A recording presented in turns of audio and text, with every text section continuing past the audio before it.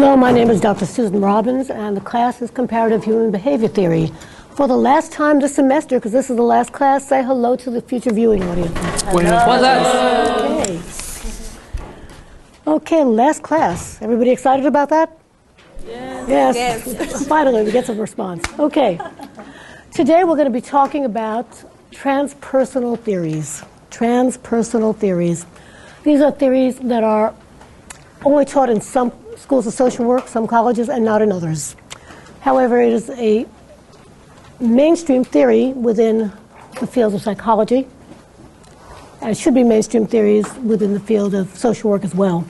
And the more that we try to incorporate notions of spirituality that are not tied to specific religions, but spirituality in the broader sense, into social work practice, people tend to look at these theories. So we're going to be taking a look at two things today to the PowerPoint. We're going to be looking at transpersonal theories for part of the class. And at the end, we're going to be talking about how do we evaluate, compare, and choose theories for social work practice. Because social work practice is different than practicing clinical psychology, clinical sociology. It's different than other mental health professions as well. And we have things that are specific to the profession of social work that we need to really consider when we're looking at how we compare theories and how we choose theories. So let's start with a basic framework about transpersonal theories. To begin with, transpersonal theories come from a combination of a theory base, a philosophical base that is very apparent, and also some research in a variety of fields. In general, we use transpersonal theories so that we can have conceptual frameworks that allow us to address the whole notion of spirituality that is not necessarily tied to a specific religion.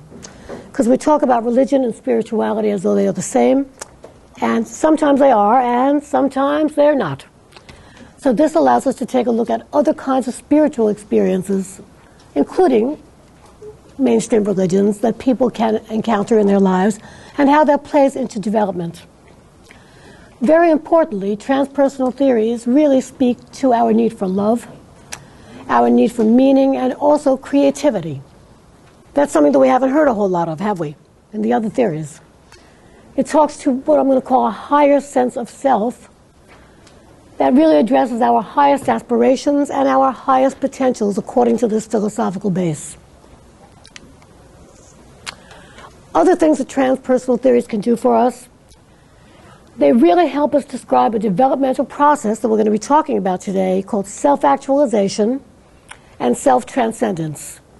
And by the way, we find these terms not only in the transpersonal theory base, but where else? Does anybody know where else we find self-actualization? Yeah. Humanistic, Abraham Maslow's. Yes, and in fact, you're going to see a lot of overlap between some of the humanistic thoughts coming out of humanistic psychology and transpersonal theory. And I would put Maslow in both camps, for example. I would put Jung in both camps. Actually, Jung is more of a neo-Freudian, but we're going to talk about the origins of this theory as well. So back to the PowerPoint. Transpersonal theories also let us examine what I'm going to call different states of consciousness. There actually is quite a bit of research into different states of consciousness. In other words, consciousness that is different than our ordinary everyday awareness that is ego-bound, bound to the notion of individual identity and bound to the notion of individual ego. And very importantly, there's been some work in transpersonal theory to explain the difference between unusual psychological phenomena that might be pathological and those that actually might be indicative of spiritual growth. So we're going to take a look at not these theories in depth, but the basic framework for these theories. So we're going to start with two, what I'm going to call foundational concepts. Foundational concepts. These underlie all transpersonal theory, so it might be helpful for you to think of transpersonal theories as a meta theory or larger theory that encompasses several different people's works. Does that make sense to you? Okay? Okay, as we already said, self-actualization and self-transcendence, which we also find as two very important concepts in humanistic theory. So So let's start with self-actualization. According to these theorists, self-actualization is the natural inherent tendency, this is really important, of people to express their innate potentials for love, for creativity, and for spirituality. Okay, let's stop there for a second and analyze that. Why is this important? Why is it important that we take a look at, and this is a very different view of people, isn't it, than the other theories? Yes. If you say yes, you've got to use the microphone, because only I can hear you. Yes. Well, let's go back and let's do some comparing and contrasting. How did Freud see the innate child? What did Freud say about the child's most innate being? Was he talking about the natural tendency to express love, creativity? What was he talking about? Sex and aggression? Sex and aggression. Sex and aggression, both of which are not these higher aims, but rather basic instincts that he saw, right? If we take a look at theorists like George Herbert Mead, he saw the potential for this, right? With the creative eye, but he really wasn't talking about what he would call a natural inherent tendency. And what's important about this, folks, is we're talking about, again, about this mixture of philosophy and theory and the philosophical underpinnings that go behind a theory. What is very important to understand is that as we look at any theory, we've got to know what that theorist was thinking about the natural nature of people. Does that make sense to you? Because what they think about people's natural tendencies is going to permeate their theory. So transpersonal theorists take a look specifically at the inherent tendency of people to express innate potentials for love, creativity, and spirituality. Okay, back. Self-actualization carries people beyond self-preoccupation. It carries us past narcissism, being concerned only about ourselves. And it, very importantly, and here is another place where they really diverge with the other theorists, it carries us beyond an ego-focused self-identity. It carries us beyond an ego-focused self-identity. Now, let's stop and analyze that for a second. Why is that hard for us to even conceptualize? Yeah, Anna. Because of the nature of the Western culture that is, achieving personal goals. Okay, the nature of Western culture. Marina? Yeah, that's what I was going to say too. Like thinking, because our culture is we're very individualistic, and this is thinking about connection to others too, and not so much focus on self and connection to like maybe a greater, a divine or a greater concept of something else outside of you.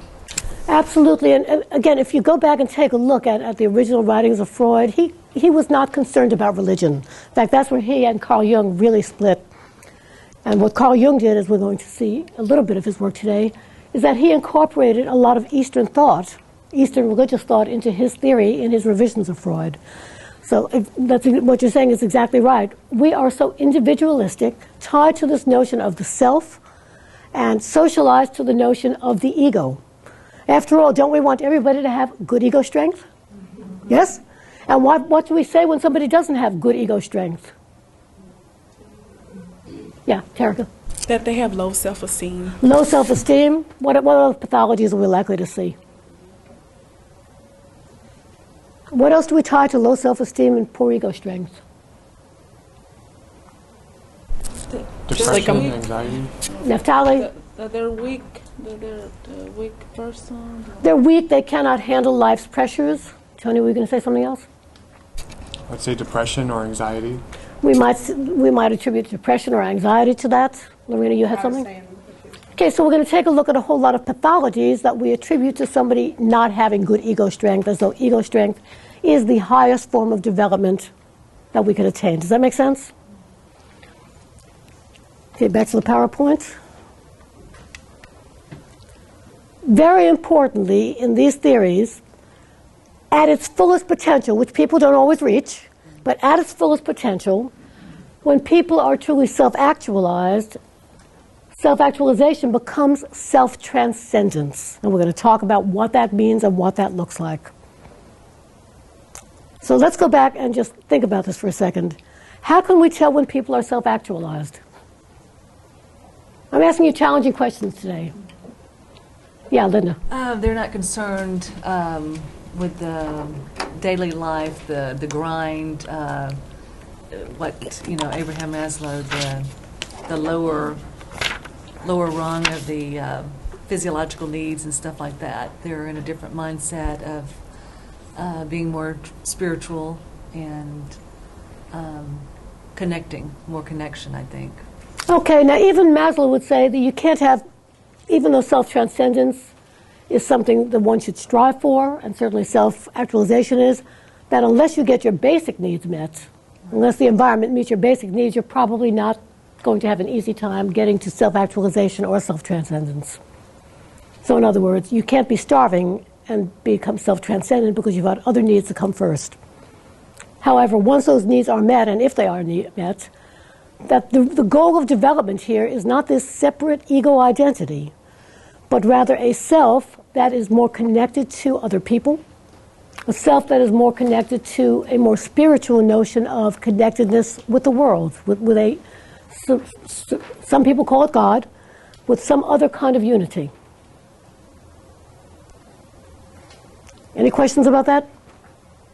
Can you see how we're combining philosophical thought, religious spiritual thought, but without it being tied to a religion, and theories about development all in one package?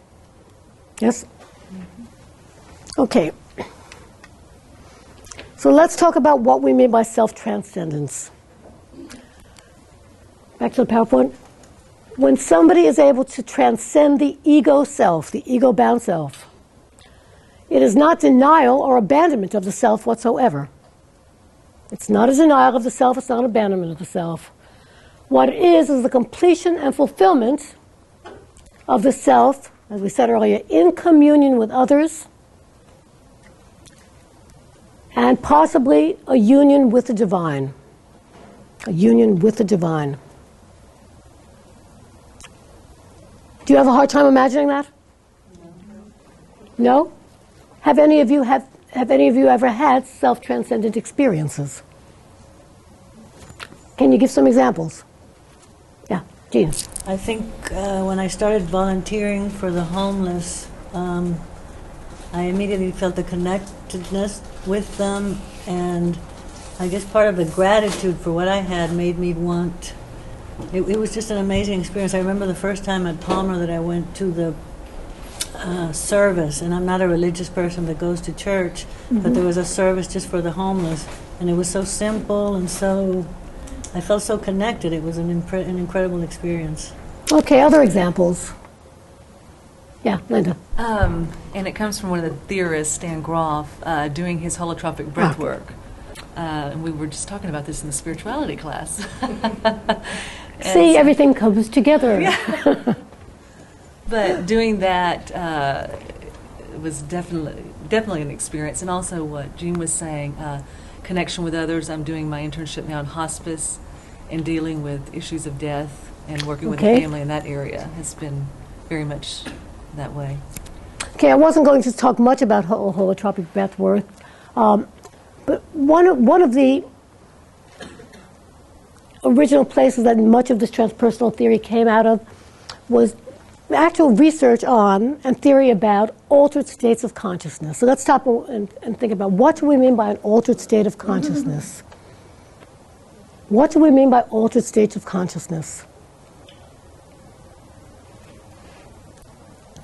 You want to take a stab, Linda? Yeah, I mean, Stan Groff would call it non-ordinary state because he's saying that it really is an ordinary state, but we say it's altered. And I think Charles Tart named it altered state.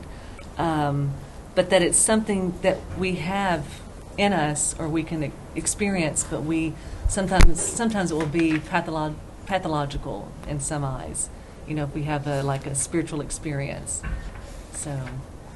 And in fact, many of those spiritual experiences are seen as psychopathology. They are misinterpreted, and that's why they try to take a look at the difference between what they would call a spiritual emergency, which is a psychiatric break, so to speak, and spiritual emergence, which is a new way of understanding the world and incorporating that into your life. Any other idea about where else we find altered states of consciousness? What Yeah. about when you use drugs, like hallucinogenic drugs? Absolutely. Some of the original research, before drugs like LSD were actually made illegal, there was research on altered states of consciousness, and actually there is again with the drug MDMA, ecstasy. There are several studies that are recently funded taking a look at the altered states of consciousness that these drugs naturally induce, the way in which they work in the brain to expand one's consciousness. And by the way, this is not an ad for people using drugs. I'm just trying to explain what the research says about what the psychedelic drugs tend to do, and ecstasy is a strange mix between an amphetamine and a psychedelic drug. You don't have the visual hallucinations, but you have the opening of the empathy, a feeling of oneness with the world that you get with mushrooms, that you get with peyote, that you get with LSD. So some of the original research was actually done based on drug states that made us aware that it is possible in a drug-induced state to have a different state of consciousness that gets us to feel more at one with the world, to see God, to feel part of a larger unity. And then, because drugs are very risky and can be very risky, what these theorists then had to do was take a look at what are some other ways that we can get people to induce these altered states of consciousness without drugs. So we get a variety of things, and we were talking about holotropic breathwork, which is a specific way of breathing that you have to take workshops and seminars on to learn it, is one of the ways that you can reach this altered state of consciousness so that you feel more at one with the world. Another more common method is meditation. So there's quite a bit of research into how these other non-drug methods can actually help us achieve these higher states of consciousness where we do feel not ego-bound, but feeling at one with the world.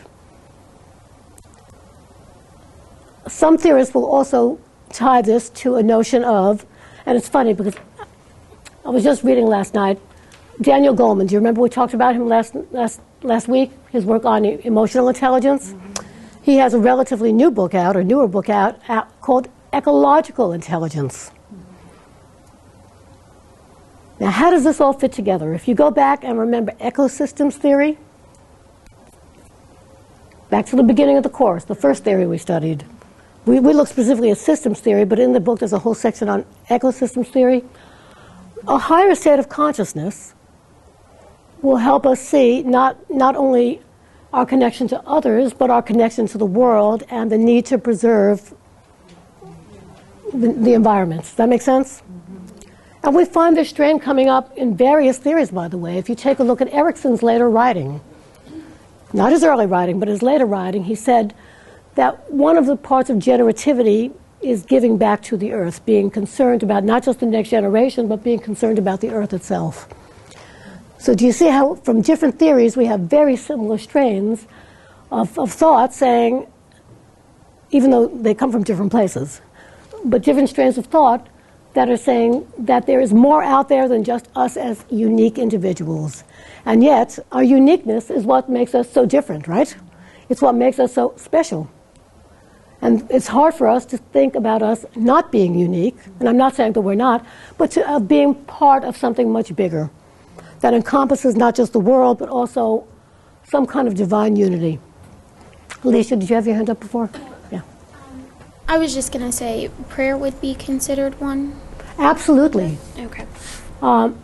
Not certainly prayer, and some people do reach a higher state of consciousness during prayer, but if you take a look at some of the religious rituals that are involved in praying in different cultures, whether it be davening for Jewish people, whirling dervishes who induce an altered state of consciousness in their dance, and as you're pointing out, just praying. Sometimes people do reach that sense of what they would say enlightenment that really transcends the self. So there are many different paths to get to this enlightenment. And that's essentially what these theories are looking at. And what's so important is that these are very different than the theories we've been studying before, because it says not only is individual growth and development attainable, an ego-bound self, but rather these higher pursuits that put us in touch with the more positive attributes. Let's put it that way. I would see sex and aggression as not being particularly pro-social. Well, sex certainly is, because you've got to have sex to procreate, but sexual urges that go unchecked. You know, following that? As opposed to the notion of being one with the world and caring for the world and caring for other people. Okay.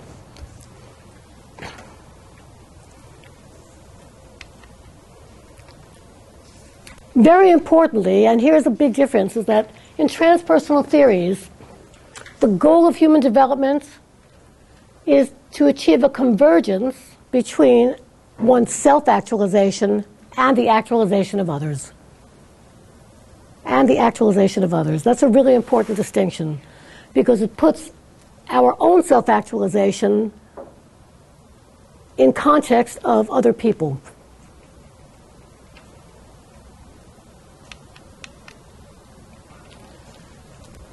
As we've been saying, transpersonal experiences, I'm going to talk about the difference between an experience and development, okay? Transpersonal experiences transcend the ego-bounded identity. Again, transpersonal experiences transcend the ego-bounded identity. Coming back to me and away from the PowerPoint. What you all have described is not necessarily transpersonal growth, but a transpersonal experience. You know, following that? In fact, Abraham Maslow, he saw this as being the forefront of development. Once the basic biological drives are fulfilled, he saw this as being the higher needs that we've been talking about. And he talked, in his research, what he found is that people often talked about different kinds of transpersonal experiences.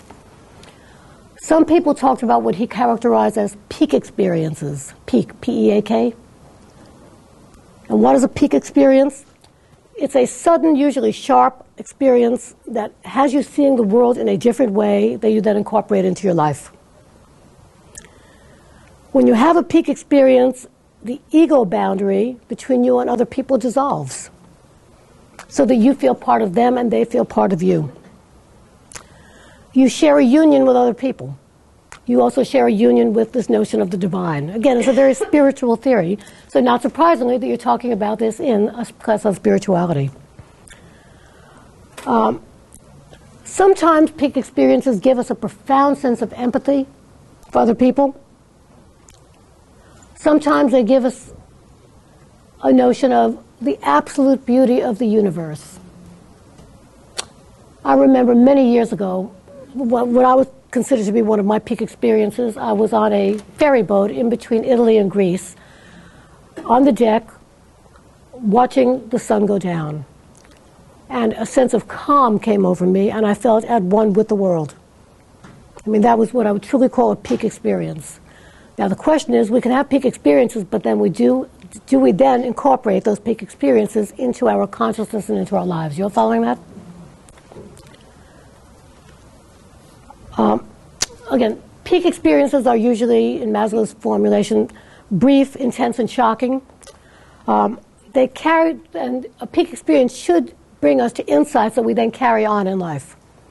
So it's not just having that experience and feeling it and letting it go, but it's having it inform what we do later. Unless you integrate it into your life, it's what I would call an immediate high or an immediate thrill that then does not get processed any further. So therefore, it does not lead necessarily to any further development. It's just an experience. He also talked about nadir experiences. These are, unfortunately, usually linked to psychological emergencies, psychological traumas, near encounters with death, medical emergencies. And when these happen, they give people a different sense of themselves in the world. Because of the dangerous nature of the nadir experience, because it is tied to psychological emergencies and medical emergencies. These are not things we necessarily want to try to replicate, but they do happen. And he also talked about a different kind, again, this is based on his research, of people describing what they felt when they had transpersonal experiences. He also talked about plateau experiences. That would be more what I described that I felt on that boat. It's a sense of calm. It's a sense of being part of something bigger. Any questions about that? Yeah. You got the microphone? Okay. So, are these experiences like typical to like people who are like near death or thought they were going to die or something like that? What he called a nadir experience? Yes. Are they typical? N-A-D-I-R. Are they typical? Some people experience it and never think about it again. Some people experience it and it profoundly changes their lives. And if that experience profoundly changes their life, they are headed in this theory towards self-transcendence. Again, self-transcendence, if it puts them in touch with our connectedness. Other questions? Some of the theorists, I'm just going to run through these real quickly, that are writing in this vein are, we've already mentioned Abraham Maslow, Carl Jung. Jung was essentially a neo-Freudian. And Jung split with Freud, very particularly over religion. He split with him over other things as well, but that was a big falling out point for the two of them. And what Jung did was he incorporated in his theory, and by the way, he very much is a neo-Freudian because he still believes in Freud's unconscious as being one of the primary forces, but he expanded the unconscious to something called the collective unconscious. Does anybody know what that is from your readings? Here's where we get philosophical again. Yeah, Linda. The collective unconscious is all the thoughts of everyone on a level, like archetypes and stuff like that. Would that be yes. along those lines? Okay. It goes back to the notion of connectedness, that we all, as people, share a history, and therefore we share a collective unconscious that ties us not only to our own Freudian unconscious, but to each other. And therefore, there are certain symbols, certain archetypes that we all share. So it's a very different notion of the unconscious. And that was a very important part of Jung's departure, no, not the only part, with Freud. Why is that hard for us to imagine? When we talk about something called a collective unconscious, why is it hard? Is it hard for us to imagine, or is it not? Yeah. It's hard because we're all individuals, and we don't Yes. want to see that we're connected. Yeah. In our way of thinking, our religious tenets in Judeo-Christian thought, in Western thought, do not see us necessarily in that connected sense, which is why Jung drew a lot of his work from Eastern philosophies and Eastern religions that have more of a sense of connectedness. And it's hard for us because we are so socialized to Western thought, to Judeo-Christian beliefs for the most part, that it's very hard for us to see that sense of connectedness. We might experience it briefly through peak experiences, plateau experiences, yes? But it's hard for us to really see that connectedness because, again, we are so socialized to be that individual self, the individual ego. Okay.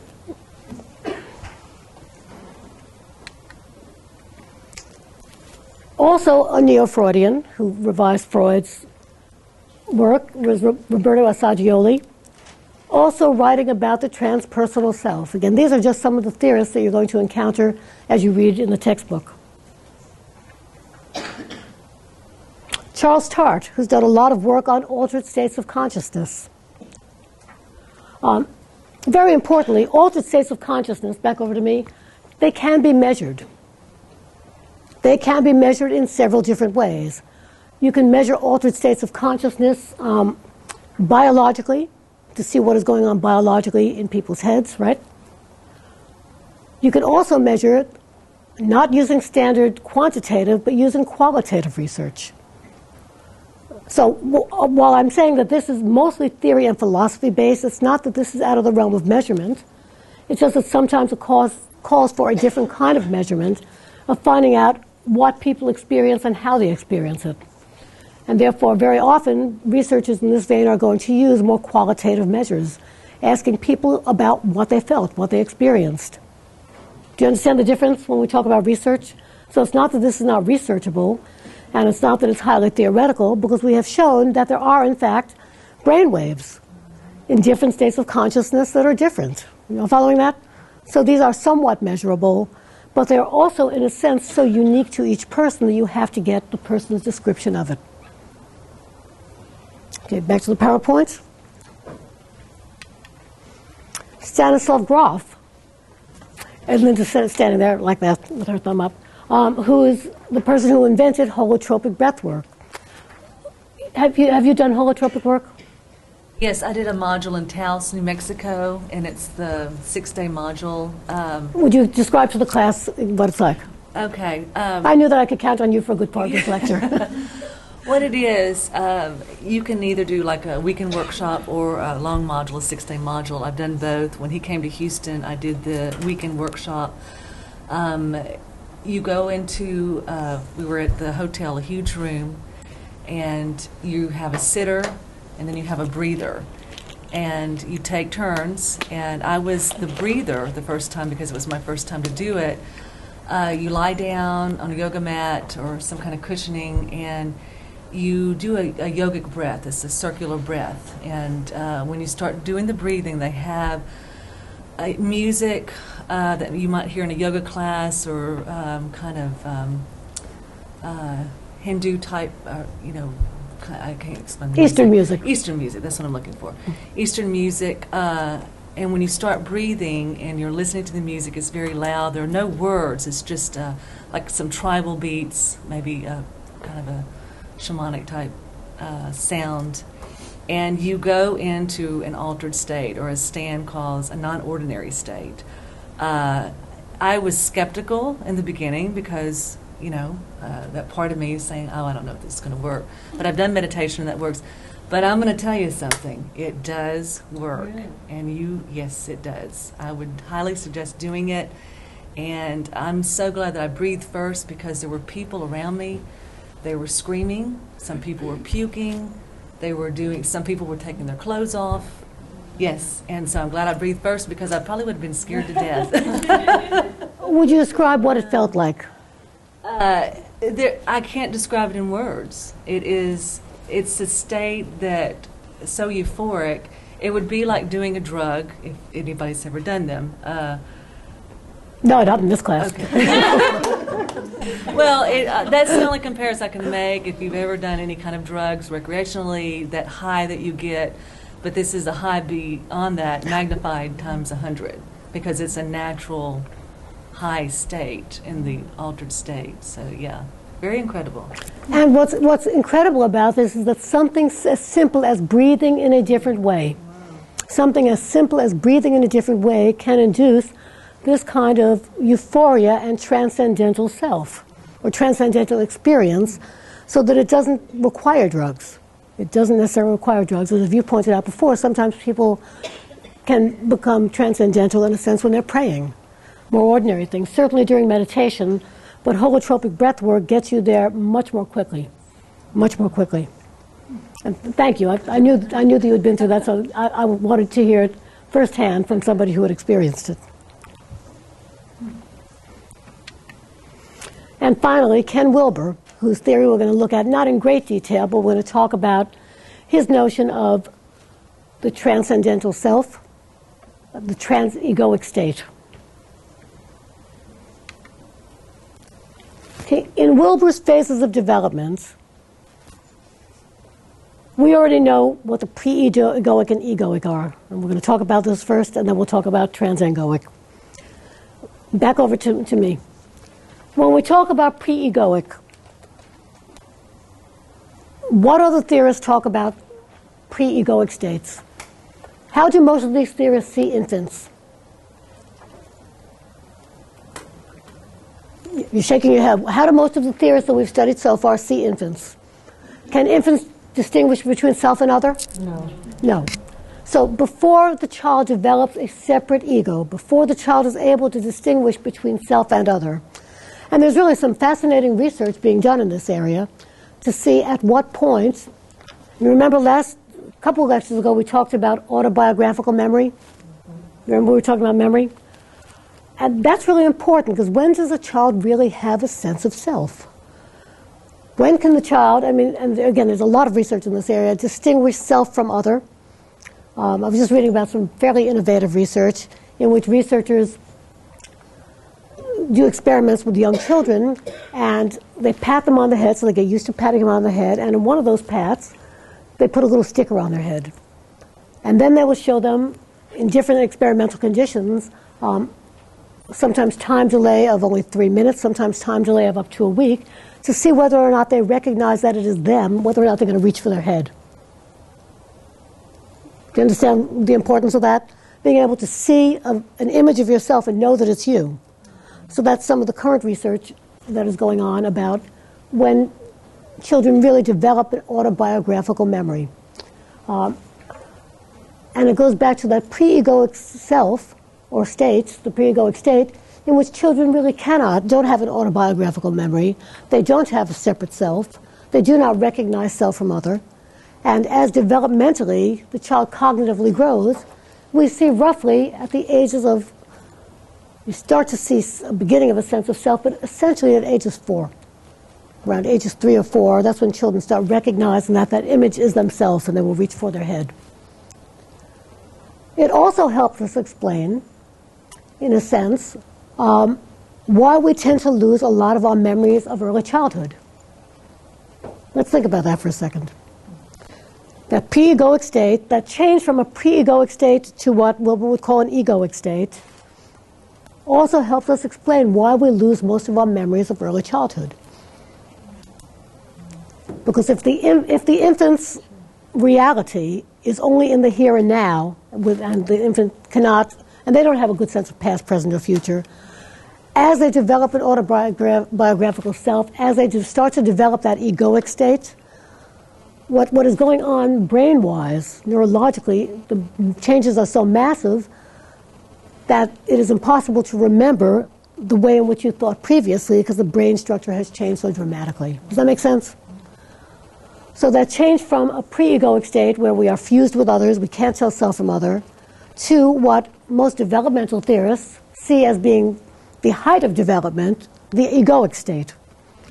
Well, what's really interesting is if you take a look at the differences in theorists who are dealing with male development and female development, the male developmental theorists essentially say that people start off fused, bonded, then their goal is to become autonomous and to carry that autonomy with them for the rest of their lives.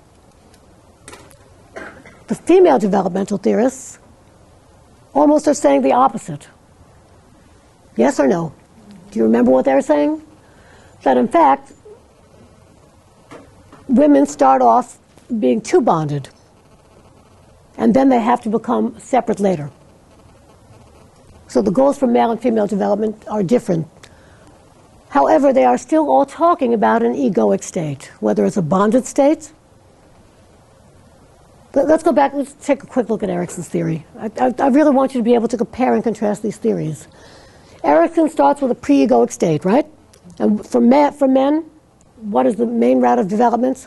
They have to develop autonomy, but then they have to develop intimacy, right?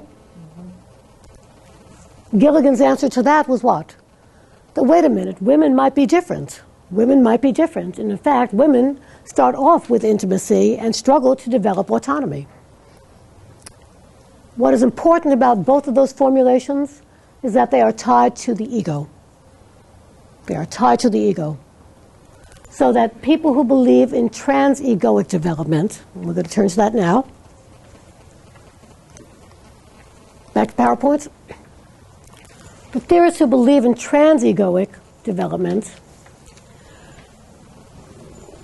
talk about this particular phase in which the self is not experienced as separate from others. So we're no longer based in this intimacy with your partner or your autonomy as an individual, but your basic notion of self in a transegoic phase is not experienced separate. You're not a separate identity. It is experienced as fundamentally united with everybody else, and for many people also with a higher power of some sort, a higher unity.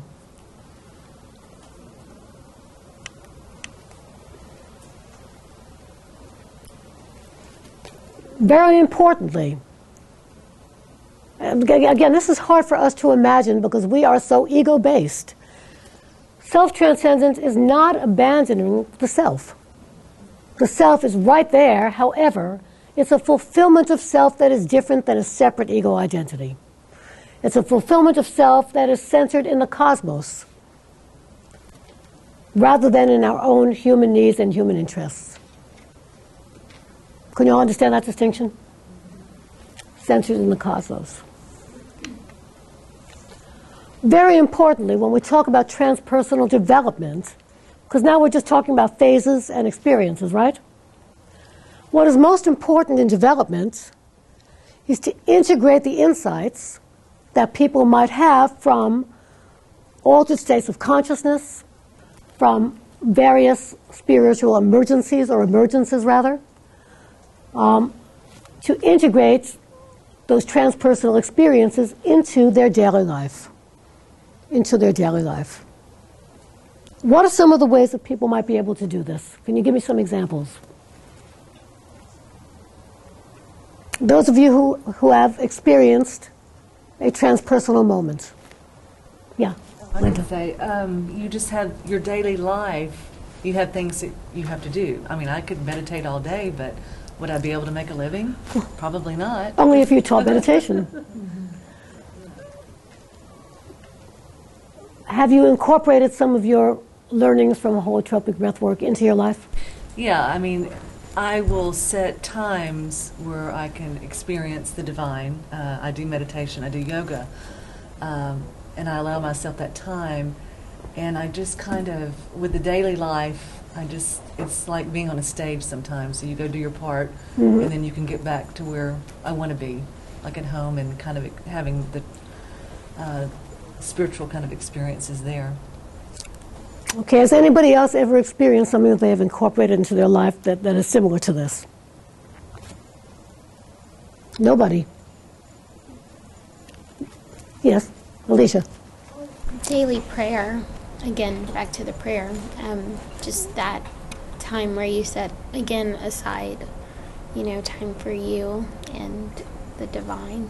How is it work? Okay, so part of that, and here's where it gets difficult to say, are we still being in our ego self, based in our own self-interest by doing that? Or are we actually stepping out of the ego phase and doing it for a sense of connectedness? Does that make sense? Mm-hmm. Yeah. I approach prayer as a conversation type. There are different ways, obviously, in different forms and thoughts of prayer, but I approach it as a conversation. And so in that sense, it's very much a connectedness, need for connectedness there. Okay. Versus just... Yeah. versus... It's hard for those of us who use our hands when we talk to keep our hand on the microphone, yeah. So you carry that sense of connectedness with you into your life, is what you're saying. That it's exactly. Not just at the moment that you're praying. It's not just a moment. It's kind of a daily, constant, conversation throughout the day. Does anybody else have examples of what they've experienced? Yeah, Jeannie. I think that, like the experience that I said about the homelessness, I think it's why I'm here. I felt that sense of connectedness, and I think it's probably why we're all here doing social work. I felt that sense of connectedness, and I want to keep doing it, and I want to have the skills to be able to do it. But it just felt very fulfilling. It felt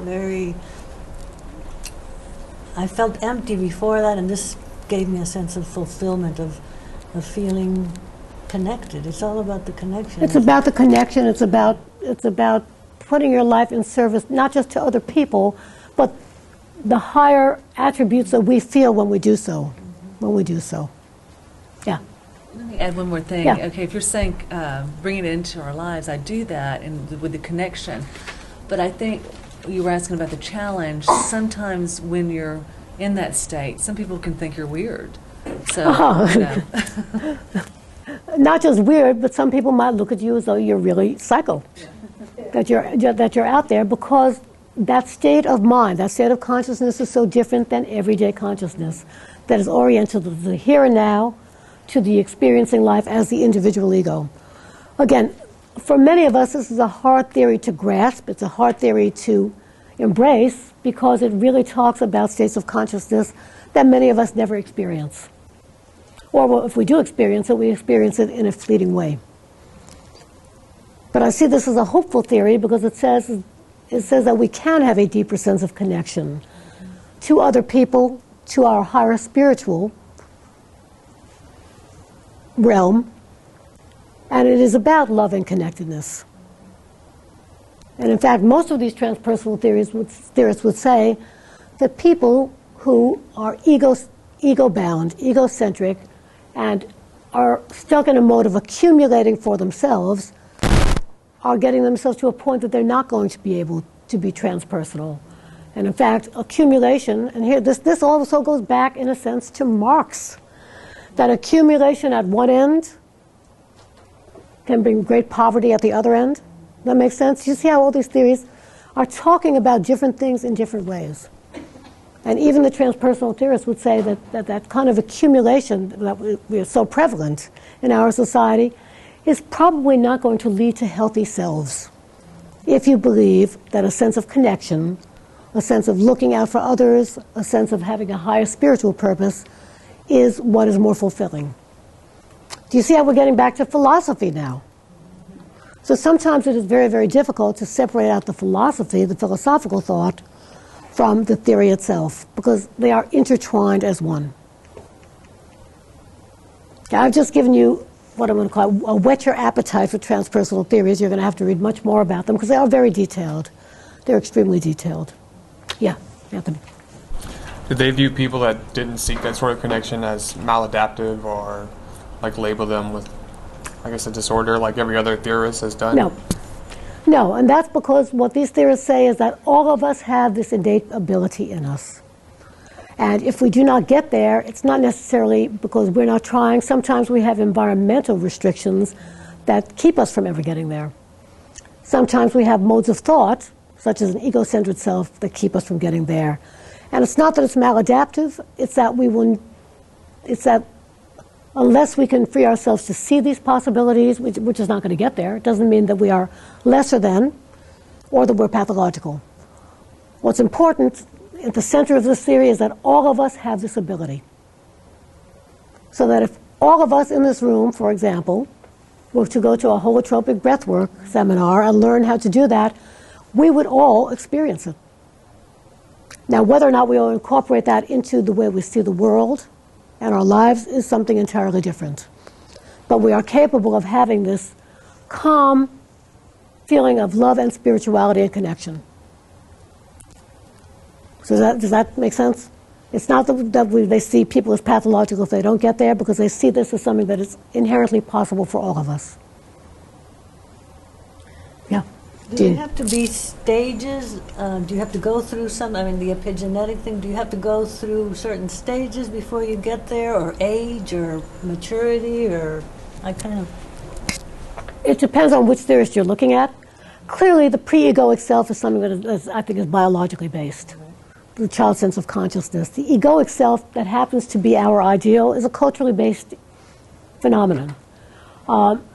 So the stages are more spiral. So the people, once they have developed an egoic self, may at times develop a trans-egoic self and then go back to an earlier mode of development. So there's nothing stage-wise necessarily. And depending on one's culture, you might never develop a full egoic self. The trans-egoic self might be more prominent at earlier stages. Does that make sense? It depends on what your culture sees as being the norm. So I would say the pre-egoic self, yeah, that's probably biologically based. But how you see yourself in relation to the rest of the world is really culturally based. But very importantly, the more that other cultures take on Western characteristics, and I hope that you saw this in your papers, the more that people become assimilated. Again, we're tying all these theories together. The more people become assimilated to Western ideas, the more they become acculturated to Western ideas and ideals, the less variance you're going to have in various cultures. Because that now becomes a new ideal. And essentially what steers people's desire to be more like those of us in the West has to do with accumulation. It has to do with the material things that we have that other people then come to desire. And many times they don't realize that by aspiring to that, many times they are giving up the true nature of their culture. That makes sense? Are you starting to see how these theories kind of dovetail? One of the things that I really hope that everybody gets out of this class is that different theorists can be looking at the same phenomenon, the same exact behavior, the same exact experience, and interpreting it differently. And that different interpretation has more to do with the theorist, him or herself, than the person that they're looking at. So the behavior that they're trying to analyze. It has to do with their original beliefs about the inherent nature of people. It has to do with their beliefs about society, about the role of society, about the role of others. So again, all because we're describing a certain behavior, the attributes that we give to what causes that behavior, why that behavior exists, has more to do with the theorist than it does the behavior itself. And that is why you're going to have some theorists that postulate all kinds of theories about what is going on inside this thing called the mind, which is not a biological structure. You have other theorists that would say the mind is a black box, it makes no difference what goes inside of it, what goes on inside of it, which is the behavioral position, essentially, that what really matters are the inputs and the outputs. You have other theorists that say, wait a minute, what goes on inside the mind is not as important as the social interaction. And this has more to do with the theorist's philosophical beginnings than anything else. So you can be looking at the same exact phenomenon and describing it differently and interpreting it differently, which is why we have so many theories. Any questions about that? Nope. Okay, we're going to talk now about how do we choose a theory based on social work practice. We have all these theories. We have all these theories, and yet when we're working with clients, we are forced to make a choice about what theories we use. So let's take a look at some basic criteria, and I want us to really think hard about this. In the book, we talk about 3 approaches to avoid. The first one is simply rejecting theory. Why is it important to not simply reject a theory and not analyze it? This is what we should avoid. Why should we not reject theory?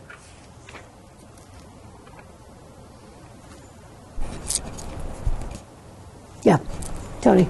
Because it could have something very useful that you could use in practice. Yes, all because we don't personally like it. It might be very applicable for the client that you're working with. You've got to remember that the theories that we choose, each of us as individuals, after taking this theory class, each of you is going to come out of this class using different theories.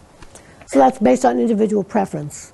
But I think it's really important not to simply reject a theory because you don't like the theory or you don't like what the theorist says. I think I made it fairly clear that I am fairly anti-Freudian. And I know it, but that does not mean that I reject all of Freud's theory. You're following that?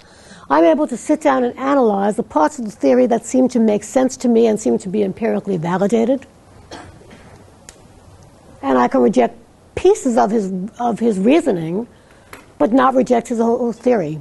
And in fact, there have been times that I've worked with clients that I look at them and I think Freud was right.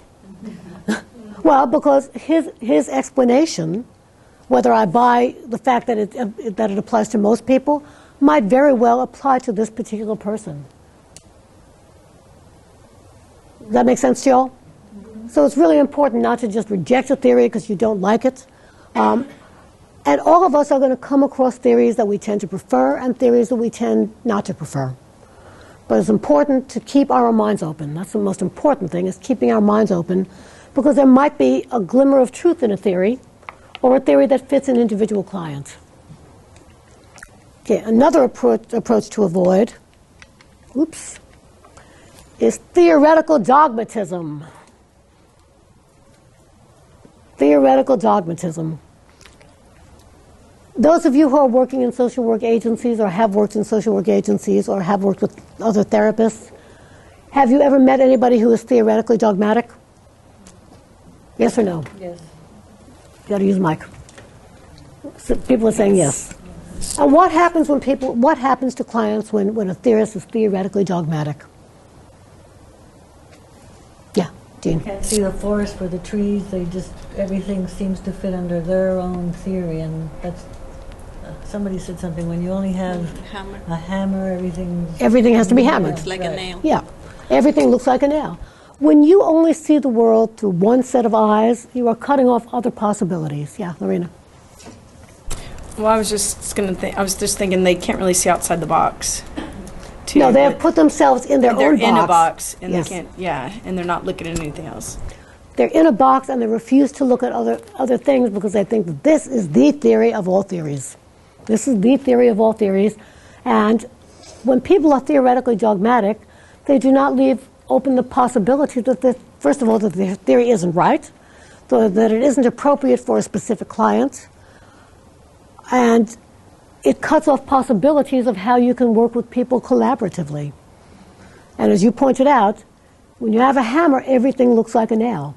And therefore, what happens is that when you are theoretically dogmatic, and by that we're talking about, this is the theory that I use, this is how I see the world, and therefore every patient, every client looks like a nail, and you know the same solution for everybody.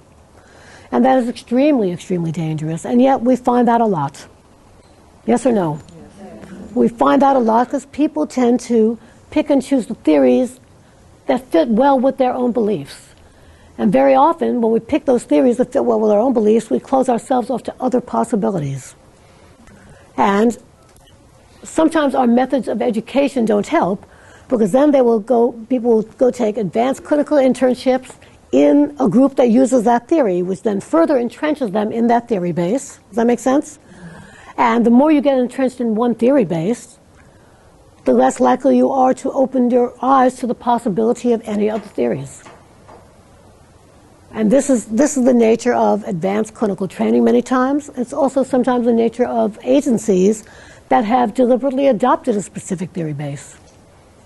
And then you are stuck with seeing people only through that one set of eyes.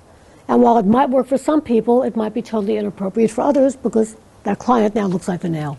Yeah, Alicia. So in that sense, should we even look to having favorites or picking out strengths? Or I guess specific ones? I mean, should we just go into it this is a list and just kind of picking it? I mean, why in that sense almost limit it to our favorites or to ones that I guess we specifically identify with? Oh, we're going to talk next about unprincipled eclecticism, which is also dangerous. So no, it's more than a question of picking and choosing from just randomly from every theory. Let's go to that next. The next approach that we really have to avoid is what we call undisciplined eclectic. Spit that out, Susan. Eclecticism. In other words, every theory has equal validity. And we're going to talk about how we're going to evaluate theories. Every theory, let me pick a little bit from this theory, let me choose a little bit from this, and I'm going to take, that's also very undisciplined. Because what you're not using there is any kind of critical analysis about, is this the appropriate theory? And I'm going to tell you whether, even though all of us think that we are all going to walk out of this class open-minded, you're not. Good, you're shaking your head no. We're not, because each of us have theories that we tend to favor and not favor. That is the nature of our own personal beliefs, and we tend to pick theories that are consistent with what we already believe. But it's really important not to be undisciplined and just choose little pieces of theories because we tend to like them. What's more important is that we be able, in social work practice, that we be able to evaluate theories based on certain criteria to make certain that they fit well with what we're doing in practice. So that's a little bit more than just picking and choosing, as you're pointing out. But I think we'd be fooling ourselves totally if we said to ourselves, we're going to go out of here, each of us totally open-minded, and see what the world presents us. Because that's simply not the way human beings tend to work. Some of us will be more open than others. Some of us will be more closed than others, but we will still have favorite theories. We'll still have favorite theories. And the reason that this is important is that it has very important consequences for our clients. The theories that we tend to use and the theories that we choose not to use have very important consequences for our clients. Because if we see our clients as that nail, and we're only willing to apply certain amounts of pressure as a hammer, we might not see that the nail needs to be pulled out. You following that? It's going to limit what we do. It's going to limit not only how we see the clients, but how we define the nature of their problems, whether or not we're willing to work with them in a true collaborative fashion. That's really important as well. Because one of the tenets of social work practice is that we work collaboratively with people.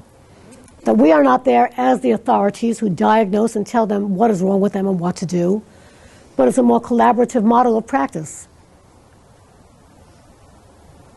So therefore, the theory base that you end up using, or the theory bases, really have very strong implications for everything from how you greet your clients, whether or not you feel it's okay to hug a client or touch a client, the questions you ask at intake. After the questions that you ask at intake, what kind of assessment you're going to use, and based on your assessment, what kind of treatment plan you're going to put together. You know, I think it's important to take a look at the nature of theory as we have used it in social work practice for many years. And I need a sip of water to go on.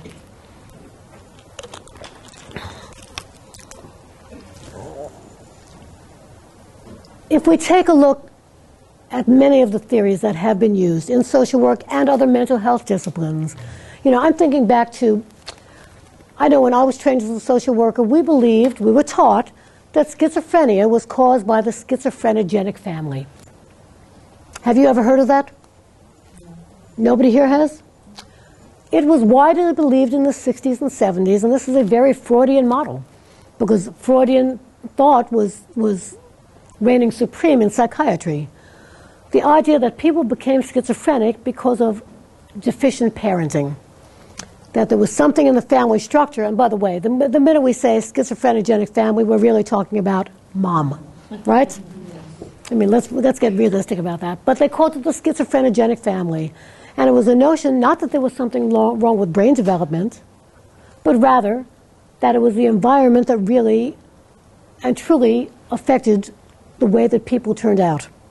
And therefore, early interactions by a cold mother is something that could have profound impact not only on the personality, but also on mental illness, serious mental illness.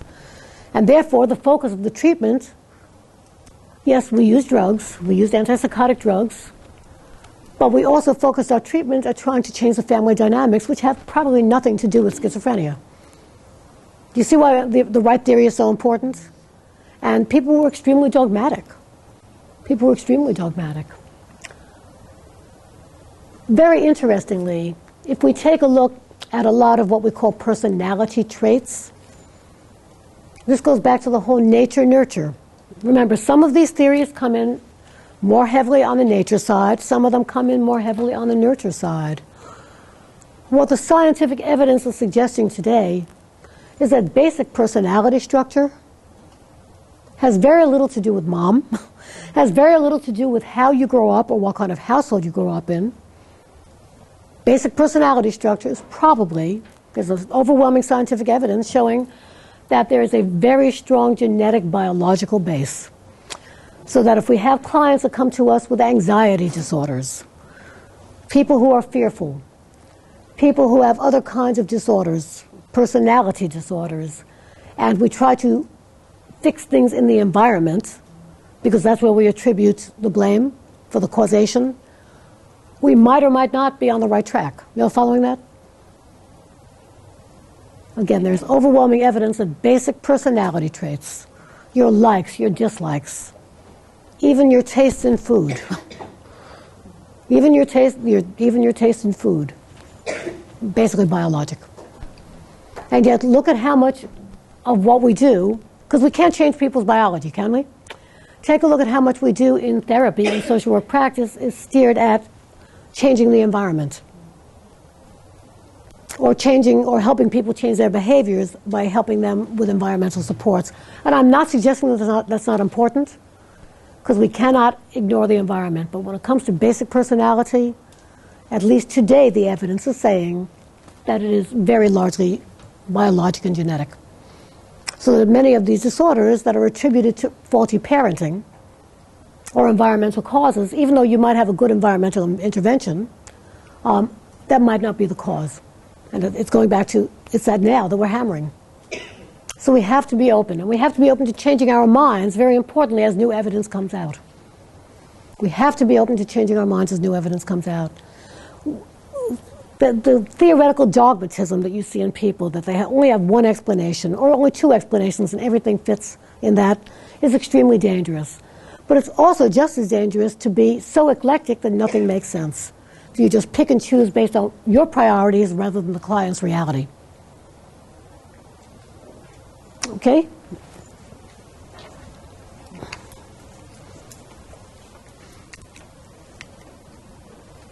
Okay, let's go back to your question, Alicia. So how do we choose these theories? How do we choose these theories?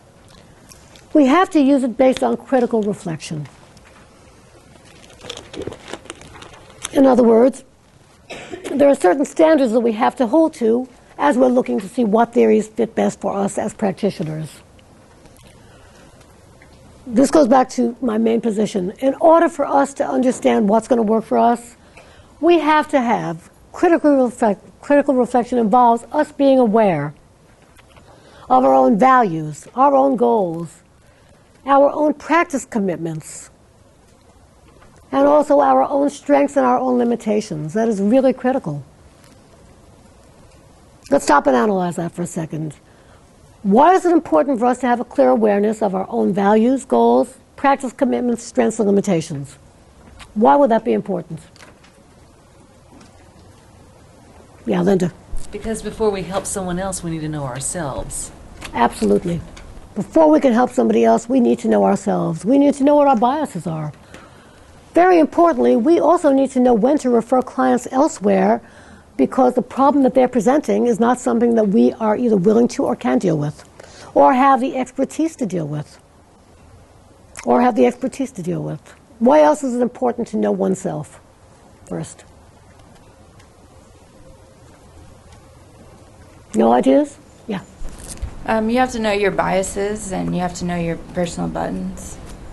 Absolutely, because if you don't, that gets in the way of your doing good work with your client. Because you can very easily bias what you are doing based on your own preferences. Why is it important to know our own strengths and our own limitations? Again, this is critical reflection about the theories we're going to choose. Why is it important to know our own strengths and limitations? No ideas? Yeah. Probably so you're more likely to pick the theories that I guess kind of showcase your strengths, and then you can also look at it as ways to where your limitations are, so that you can increase them so they can become like your strengths, or like flip them so they're becoming strengths. You can utilize them as strengths instead of... Yes, we need to know what our limitations are so that possibly we can get more education so that those things are no longer limitations. But there are some limitations that all of us have, and it's important to know who we can work with and who we can't work with. Because otherwise you're going to be harming clients. Yeah, Marina. Don't you think it's important to know, too, if things, like with our own limitations that might trigger us, that, maybe something in the theories might trigger us and we're not going to be able to be as effective applying a theory or working with a client that might be best suited for a different theory? Absolutely. We've got to know our own triggers. That goes back to our strengths and limitations and our values. It's really important to know not only why we don't like pieces of theory, but what theories we don't like and why we don't like them. Because there are things in theories that really do trigger us. I mean, I'm very open about the fact that I'm not going to say I'm anti-Freudian, but I don't buy into most of Freudian thought. But that doesn't mean that I reject everything that he says. You're following that? And, as I said, I have seen clients where, boy, Freud got it right. I have seen clients where I can look at them and say, this is really clearly a Freudian paradigm that should be used, but since I am not adept at using it, this is time for me to refer this client to somebody else who's going to be able to help them. Does that make sense to y'all? Okay. Very importantly, critical reflection also involves a thorough knowledge of a wide range of theories. This is not the undisciplined eclecticism, but rather having a theory base to choose from that is broad enough that when you have clients that present with certain problems, you'll be able to find a theory that most appropriately fits their situation. You'll be able to have broad enough theory base so that you can pick and choose from theories that seem to fit the best. Let me see if I can give you some concrete examples.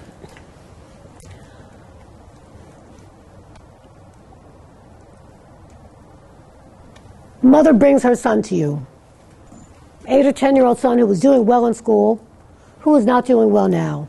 Kid happens to be Latino, is being told to speak English only in the classroom, is being discriminated against in the classroom. What are several different directions we can go with, theoretically, with this particular client? Depending on the theory you choose. The presenting problem is this child's behavior, but yet we have these environmental constraints. You got to use the mic. I would say like ecosystems theory or strengths-based. Okay, you might want to take a look at ecosystems theory or strengths-based, but if you're using ego-based theories, what you're doing is trying to strengthen that child's ego to somehow adapt to the racism, yes? Well, it's important that we know that, though. If we're trying to give kids coping skills, good, healthy ego coping skills, what we're doing is helping that child adapt to an unjust situation. And that's fine if that's what you know what you're doing and you're aware of it. Other people might look at this situation and say, the problem does not reside necessarily in the child, even though we've got to do something about the behavior, but we need to look in a system sense at the larger social system, and perhaps intervention is more necessary to change the child's environment in order to change the child's behavior. If we go back to systems theory, do you remember the concept of equifinality? I know that was many lectures ago. Anybody remember equifinality? Yes? Like many different ways to get to the same end? Yes, many different paths to get to the same end. So that you might be able to drastically improve life for this child by doing one of several things. You might help that child get better coping skills, and therefore the child's behavior might improve. You might intervene at the school level to try to do something to ameliorate some of the racism, to be more culturally sensitive, and therefore the child's behavior might improve. Y'all following that? So it really depends on how you analyze the problem and where you put the focus. But it's important to have that wide range of theories, because if the only thing that you have is ego psychology, and I'm not saying that there's anything wrong with ego psychology, but if that's the only bag of tricks that you have, the only theoretical framework that you have, then you're never going to see that larger picture of the social injustice. Does that make sense to you? Okay, to the next slide. Very importantly, critical reflection also involves a careful professional judgment about the relevance of a theory, and I highlight this, in collaboration with the client. The relevance of the theory in collaboration with the client. Again, unlike other disciplines, that might have other ways of dealing with clients.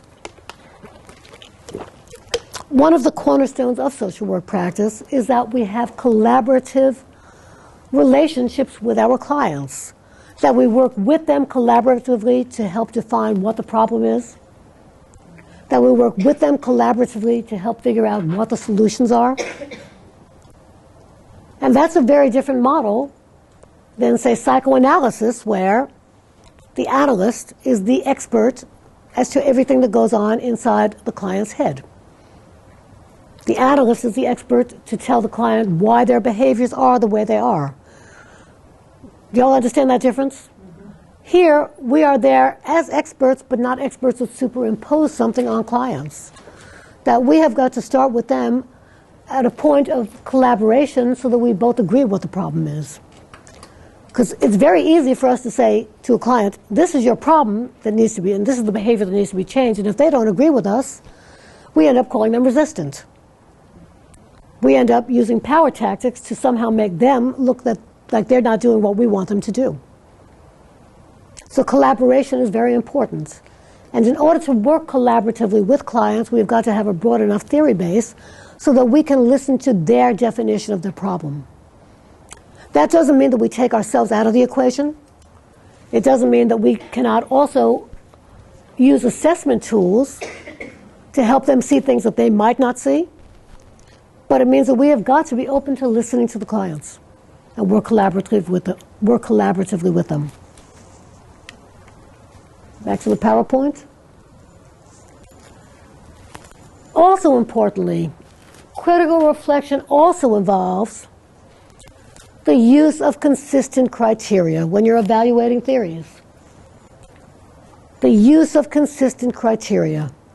You cannot evaluate one theory one way and another theory another way. You've got to have some criteria that cut across all theories. So that when you're evaluating theories, you'll be able to tell what, and you're looking for, and this is very important, very typically what you're going to find in most theory textbooks is the theorist will present the theory and say, here are the strengths and here are the weaknesses. Well, that doesn't tell us how do I compare the strengths of this theory to the strengths of this other theory. It is more than just looking at strengths and weaknesses of theories. It's finding out, for example, what some of the underlying philosophical thought is behind the theory. That's a very important, consistent criteria comparison. So that if you know that this theory, for example, says that people are born inherently bad, and another theory says people are born inherently good, another theory says people are born tabula rasa, you have something for comparison because you're looking at the same criteria. You all following that? So it's more than just the strengths and weaknesses, and that's what we always tend to look at, is how is this theory strong, how is it weak? Yeah, it Jean. Seems that in the one of our other textbooks in Transpersonal, when you look at research and the results on effectiveness, it's just very dismal, huh? Yeah, it's very dismal. It's like it's better than nothing, or it's like kind of the same as da-da-da. I mean, it just seems... Unfortunately, yeah, it is rather dismal. When you look at effectiveness of treatment, and I think that part of this is, and here's where you get into big philosophical arguments, because one of the things that is a big push in not just social work, but in all mental health practice, all medical practice, all practice with people, is showing that things are empirically valid, showing that you've got evidence base to what you're doing. And yet, some of what we do with clients is not just based on science, some of it is about the nature of the relationship. Some of it is it's that balance between what I'm going to call the art and the science of working with people. And there is a very, very big push for evidence-based practice, and there should be, because there are many therapeutic methods that we have used in the past that are simply ineffective. And yet, we continue to use them, because once somebody gets sold on a specific therapeutic mode or a specific theory that steers that mode, what we tend to do is be so pleased with the progress we're making with clients. And many times what we're really doing is creating relationship, but the clients are not changing their behaviors, the problematic behaviors. And therefore the clients feel good because they have somebody to talk to, right? You feel good because the clients feel good about you, but yet when you get back to the question of is it effective, is it not effective, it might not be effective. Strangely enough, and I think that you're going to find this in your other classes, the vast majority of the therapeutic techniques that tend to show effectiveness are the behavioral ones and the cognitive ones, things that can be measured. But that's because they can be measured. That's because they can be measured. And we're going to come back to this, the notion of if you know that something works well and you've got an untested method, which are you going to use? The one that you know works well. Now, I wish that we could generalize this to policies. Well, and I want us to think broader. I really want us to think broader, because when we're working with clients, we're not only necessarily doing clinical work, we might be doing advocacy work as well. And if we have policies that we know do not work, but we continue to use those policies, what are the implications of that? And that could be policy at a federal level, it could be policy at a state level, it could be policy at an agency level. You all following that? And we're going back to the notion of what do we mean by evidence-based practice? Sometimes we have amassed a lot of evidence that the things that we're doing simply do not work. And yet, for ideological, for political, for other gain, for other reasons, many times we stay entrenched in those policies. In the same way that individual social workers might stay entrenched in their theoretical base. Does that make sense to you all? And yet, when we have evidence that something works and that something else probably doesn't work, it is certainly wise to err on the side of the thing that works. But what happens then is that it stifles innovation. It stifles innovation. And again, when we talk about the art and the science, we should always be open to new methods, but if we find that they don't work, we need to be able to discard them. Now, why is that problematic? It's easy to say, but it's harder to do. We've just become trained in this new method X, and we spent a lot of money learning this method X, right? And wow, we now have these new tools that we can work with clients, and it's now been researched and shows that it's not effective, and what do we do with all of our training? You see the dilemma there? Yes? Yes? Okay.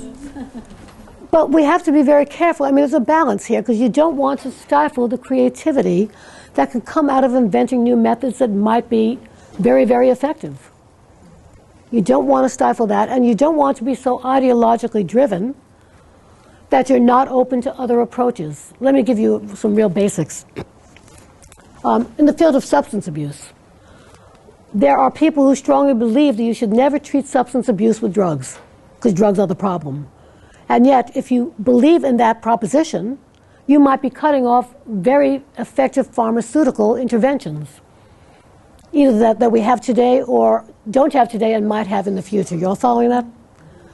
So when you are stuck in a mindset of things are only done this way, this goes back to dogmatism, whether it be philosophical or theoretical, what we do is we cut off other possibilities of things that could work. But no, you're very right, Jean. As we take a look at much of what we have done in work with clients, in therapy, particularly, much of it is, first of all, much of it is not effective at all, and some of it actually creates harm. Some of it makes clients worse.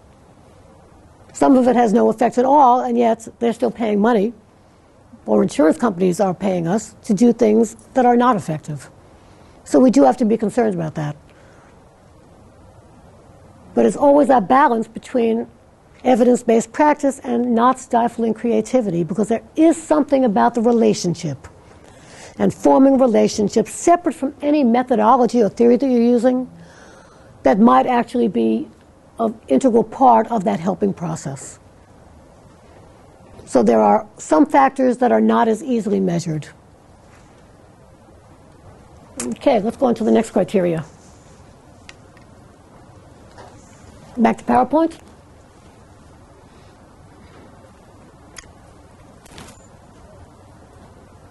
One of the criteria that we should be using in social work, because we are in social work, is that the theories that we use should be consistent with our values. Not our personal values, but our professional values. Social work has a set of professional values and ethical principles by which we conduct our practice. And that's different necessarily.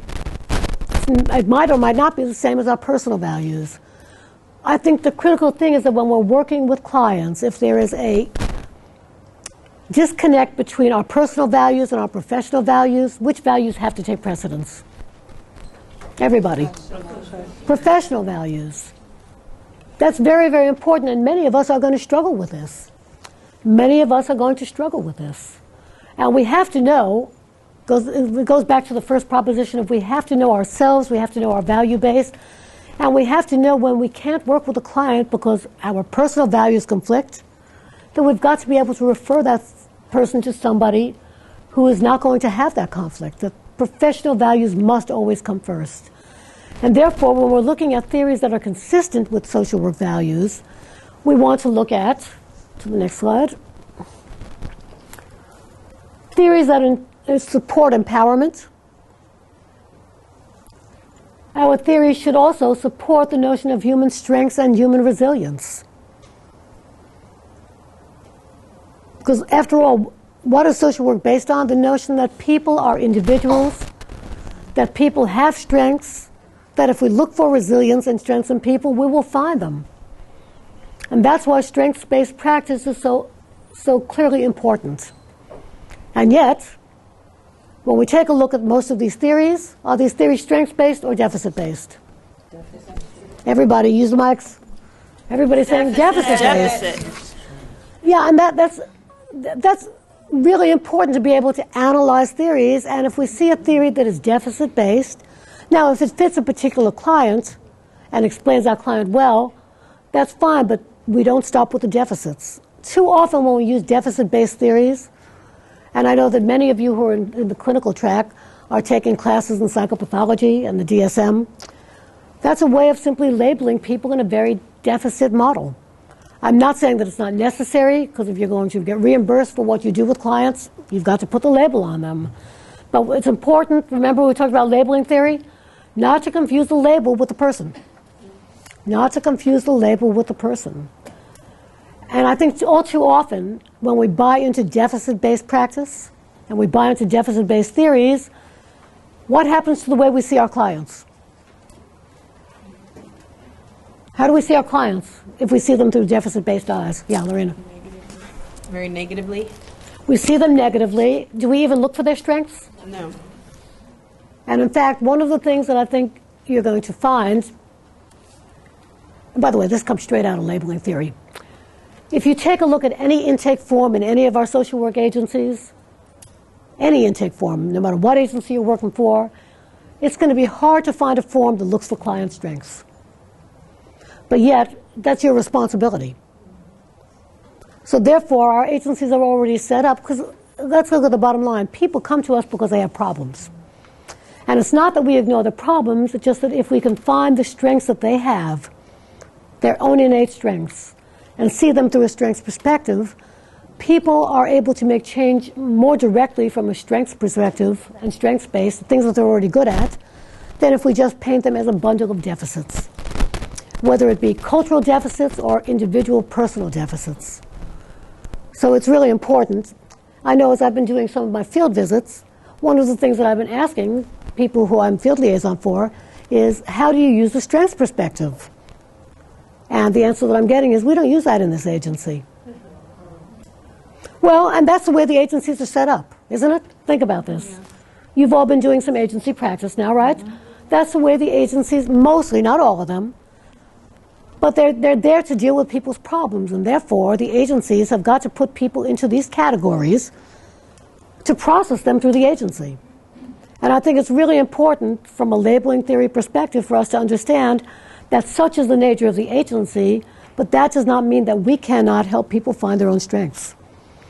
But in order for us to do that, we've got to be open to looking for it. Yeah. I think it would be difficult for us to have strengths-based intake sheets, because then the person would probably be confused and think this isn't the place that you should go.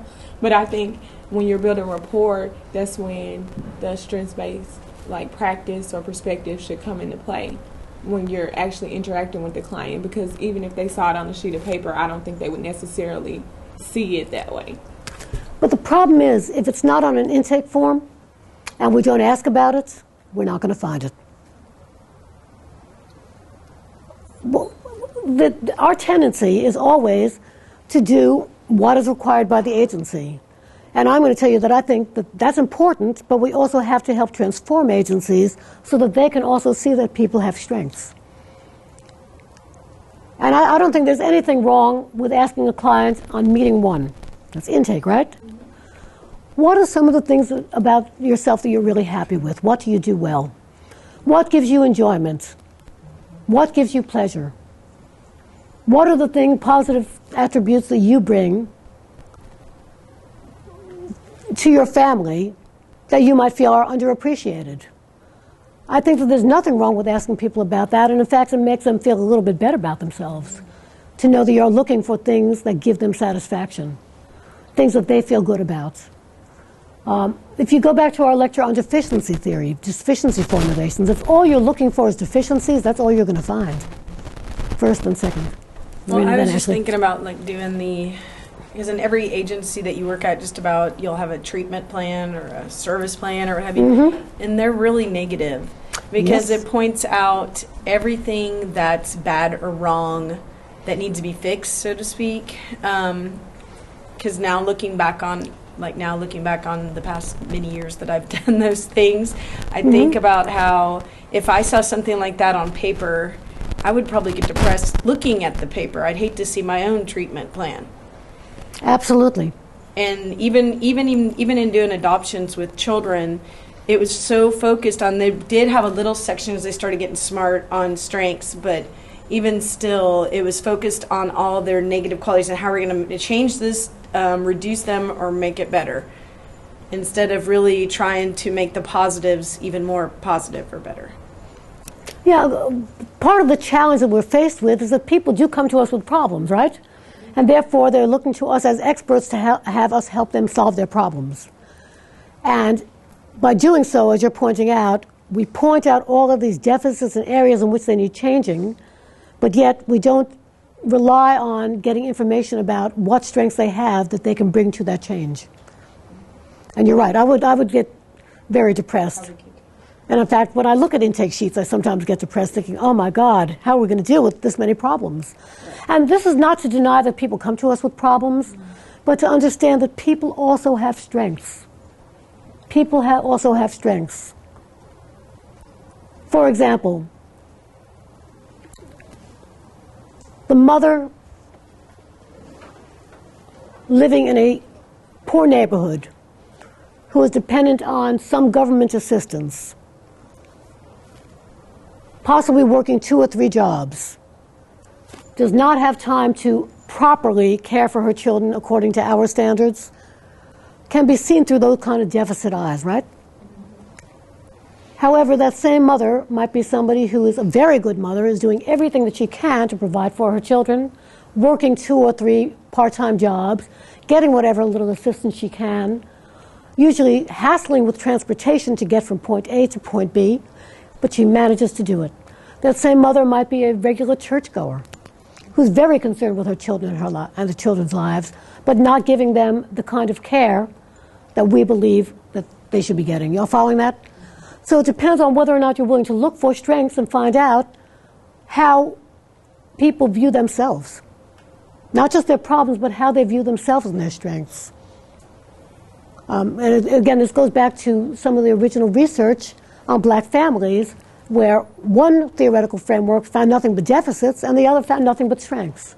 So you've got to learn how to ask the right questions. Yeah, you had your hand up? Ashley? Yeah, you got to use the mic. I'm just going to make a comment on the forms. In my agency, we have forms, and I think both of the forms, they have strength-based practice questions on them, basically pulling from some of the resident strengths. So, can you give me an example? Like one of them asks for activities and hobbies and things that they enjoy doing, and the way that the agency can participate in their hobbies and their activities that they enjoy doing, things like that.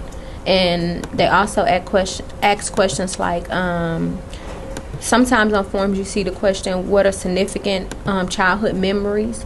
And I think that can also come from a strengths-based practice, because if they have a significant childhood memory that may be something that, makes them who they are, it can. So our forms have a lot of stuff that it's not just pulling from the negative parts. It gets to that, but it's...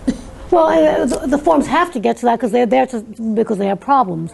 That's heartening to hear. The one thing that I will tell you, though, is that even though it's on the form, it depends on the eyes that the particular social worker uses as to whether they pay attention to it or not. And I know you hear a lot about you hear us talking a lot about strengths-based practice, and yet it is your job to figure out how to engage clients in strengths-based practice.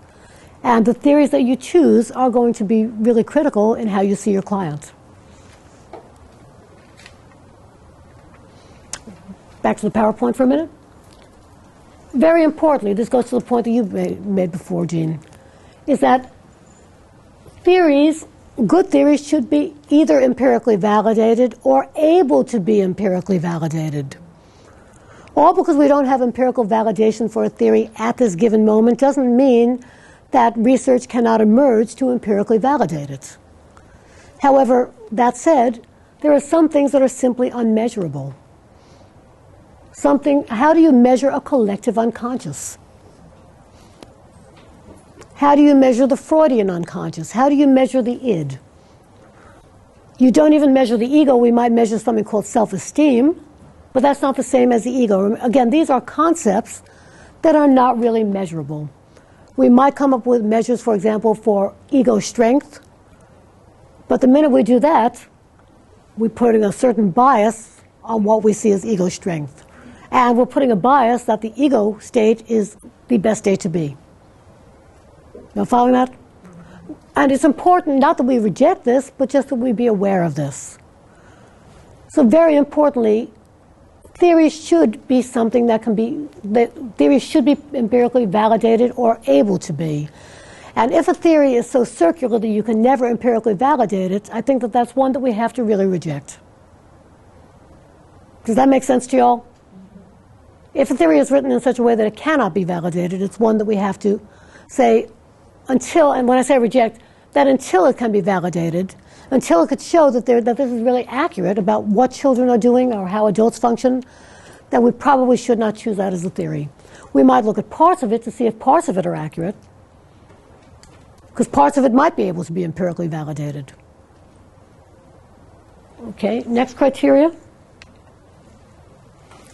Very importantly, we should choose theories, because we're in social work, we're not in other fields, that allow clients the greatest amount of self-determination possible. If you're using a theory that is overly biologically determinant or environmentally determinant, what you're saying to people is your biology makes you who you are, or we can't change you. And you can't change. Or your environment makes you who you are, and you can't change. So just be aware of the self-determination, because that is real critical for social work. And one of the cornerstones of social work practice, when you look at theories, one of the things you should be looking at in each theory is how much self-determination does this theory allow for? And finally, and I really want to underscore this, we should choose theories that do not harm people. We should choose theories that do no harm. There are many modes of practice that are being practiced today based on theories and philosophical ideas that not only don't help people, but actually make people worse. The medical profession has as its motto, do no harm, and the social work profession should as well. If we see that what we are doing not only is not working, but is making people worse, then that's a theory that we really need to abandon. Examples. Do you have any examples of practice methods that have not only not worked, but actually hurt people? Yeah. I know that group therapy sometimes doesn't doesn't work for people who have low self-esteem. It seems to just exacerbate the situation. You have to keep your hand on. It's so hard for those of us who talk with our hands to keep our hand on. I don't think this will work. Okay. Would you repeat what you just said? Okay. Yes, I was just saying the group therapy sessions sometimes just make it worse for clients when they have low self-esteem. Okay, some people, you're right. Some people might not be right for group therapy. And yet if that's the only mode that we're willing to practice, then everybody becomes that now and everybody gets group therapy. Very good example of that, by the way. The common mode for substance abuse practice is to put people in groups. And yet what the research says is that groups are no more effective and no less effective than any other kind of therapy. And yet we do it for financial reasons. We also do it sometimes for philosophical reasons that are just dead wrong. The idea that the only people who can confront other drug users are drug users. Well, there's no empirical evidence to validate that, or little.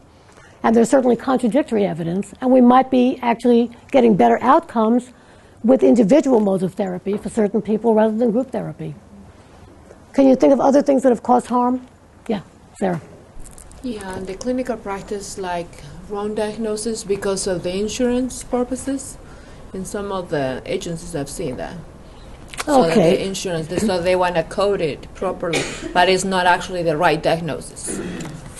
Okay, here we have, this is a real sticky situation because here we have the influence of insurance companies on whether or not a correct diagnosis is made, as to whether or not a certain kind of treatment is going to be paid for.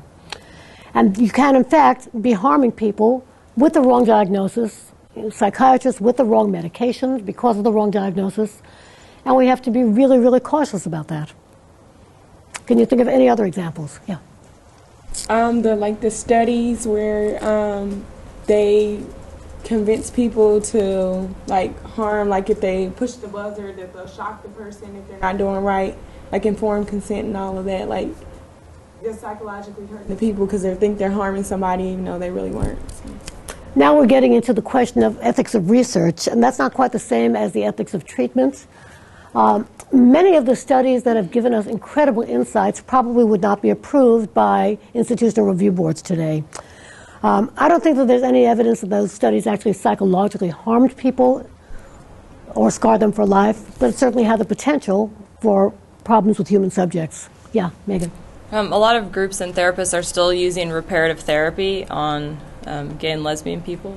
Reparative therapy, the idea that you can change the basic nature of people who are gay or lesbian to not be gay or lesbian. There's a very good example about where therapy actually can do harm and has done harm. And not only that, but it's totally ineffective. People might change their behaviors, but they're not going to change their basic sexual orientation, if they have a specific orientation. And remember, we talked about that. Some people truly are bisexual. But even trying to repair people from that to make them straight can be very damaging. I'm going to give you two more examples. Yeah. Did you have an example, Tara? Yes, I was going to say when people were being put under, especially women, being put under hypnosis and bringing false memories of sexual molestation by family members or others. Yes, I think we now have enough evidence that recovered memories are as likely to be false as they are true. And the kind of coercive therapies that were being used are clearly not only unethical, but made people worse. You could see people deteriorating. I have one more example. The whole notion that people have to go through the rebirthing process. There have been children that have been killed through this rebirthing process. So not only great harm, but death. So we have to be very careful. Did you have an example, Sarah? Oh, I just have more like a question about the electric shocks treatment. What do you think? I mean, I've read long-term memories and get lost, and it kind of hurts the clients. But I don't know. I've seen other researchers and read that said it can help some type of illnesses, but this is more of a big philosophical debate about whether or not we should ever be using electric shock, and yet there is some evidence that for certain kinds of depression that are resistant to any other treatment, that it at least tends to work temporarily. You'd have to here's a good example about why you've got to be able to get into the research and see not just philosophically what people say, but see whether or not we have evidence that it works and who it works for. So in closing, as we evaluate theories for practice, again, it's important to have very consistent criteria. It's important that we know our own values, that we know what our strengths and limitations are, so that we know in advance when we're ready to reject a theory, that we should at least give it more serious consideration, and if we're going to reject it, understand what parts of it we're rejecting and why. And also be able, if we cannot use a theory that seems right for a client, that we know our limitations, and that we refer people to get appropriate help. Any questions? That's it for the class.